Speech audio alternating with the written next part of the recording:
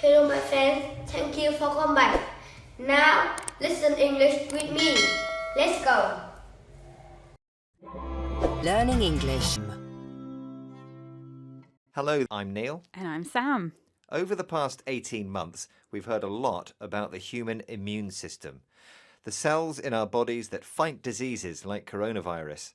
We know that in humans, the bloodstream carries immune cells around our body. But what about trees and plants? They don't have blood, so how do they protect themselves? That's a good question, Sam. And the answer involves memory. Us humans store memories in our brain, but our body also remembers things, including stressful situations from the past, which it stores in our genes. The information gets passed on to our children genetically. But surely trees don't have memories, Neil. I mean, do you think a tree can remember being young or what it was doing last year? Well, not exactly, but trees grow rings, a layer of wood for each year of growth. That could be a kind of memory. In this program, we'll be asking whether trees can remember, and if so, does it make them stronger and better able to fight disease? But before that, I have a question for you, Sam.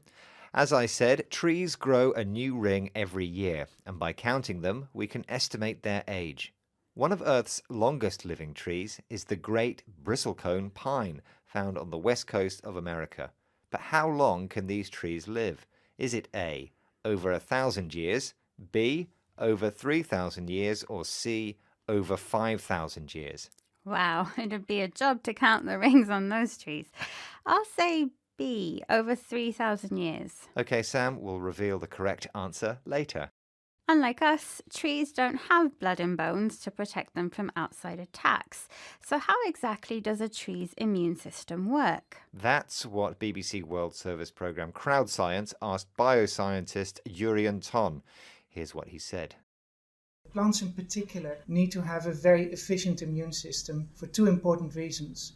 Firstly, they sit at the bottom of the food chain, so there are a lot of opportunistic organisms out there, including insect herbivores and microbial pathogens. We want to tap into that biochemical energy that is stored in plants. The other reason is plants are rooted to the ground. They cannot escape from the stressful conditions in their environment.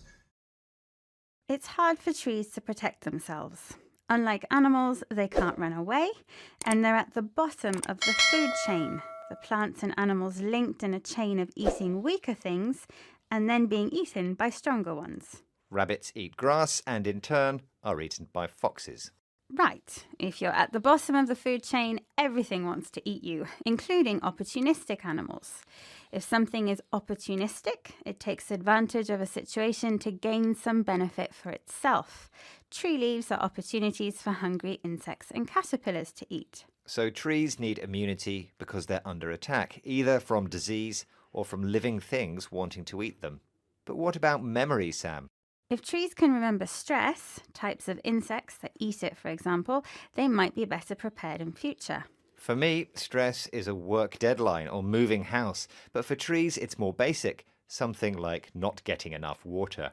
Dr. Estrella Luna Diaz believes trees record stress in their rings. A small ring, showing that the tree didn't grow much that year, indicates some outside stress. She explained more to BBC World Service programme Crowd Science. Our hypothesis would be that depending on the level of that stress, so if it was a really long-lasting drought of a few years, then maybe the tree can remember it for a long time because it needs to adapt to that hostile environment. Now, maybe the hypothesis would be the other way around. Like if maybe it was a very dry July, for instance, maybe the tree is not even that bothered. And then it forgets within 1 year because that memory of stress is going to be holding it back on its growth, for instance. Dr. Luna Diaz has a hypothesis, an idea that explains how or why something happens, which has yet to be tested to see if it's correct. Her hypothesis is that trees remember stressful outside events, something like a drought, a long period of time with little or no rain. For a tree which has lived for hundreds of years, it might be useful to remember that 1947 was a very dry summer. On the other hand, maybe that stressful year is best forgotten. Maybe the tree is not bothered, not worried or concerned because it's not important to it. So trees do have memories, but they don't let it get them stressed. Maybe that's the secret to a long life. But what's the answer to your question, Neil? Ah, yes. I asked you how long Earth's oldest trees, great bristlecone pines, can live. I said B, over 3,000 years. Was I right? You were wrong, I'm afraid, Sam. They live even longer, over 5,000 years, in fact, all the way back to the Bronze Age. What memories those trees must have. If only they could speak. Right, let's recap the vocabulary we've learned, starting with immune system, the body's way of fighting infection and disease. A food chain describes how plants and animals get eaten and eat each other. Opportunistic people take advantage of a situation to get some benefit for themselves. A hypothesis is an idea to explain how or why something happens that hasn't been tested to see if it's correct. A drought is a long period of time with little or no rain. And finally, if you're not bothered about something, you're not worried because it's not important to you. Our 6 minutes are over. Bye for now. Bye. That's all. Thank you for listening. Please like and subscribe my channel. Goodbye and see you again.